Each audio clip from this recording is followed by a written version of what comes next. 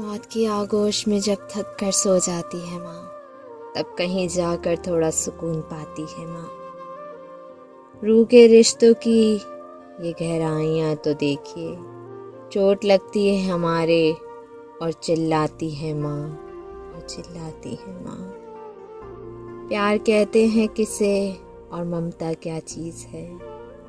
कोई उन बच्चों से पूछे जिनकी मर जाती है माँ।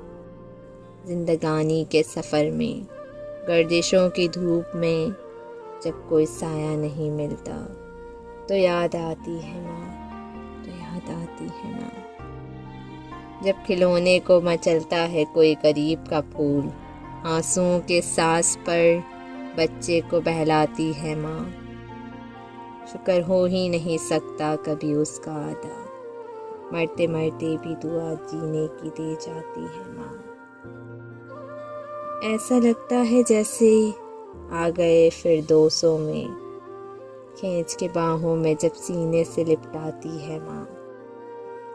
देर हो जाती है घर आने में अक्सर, जब कभी रेत पे मछली हो जैसे ऐसे घबराती है माँ।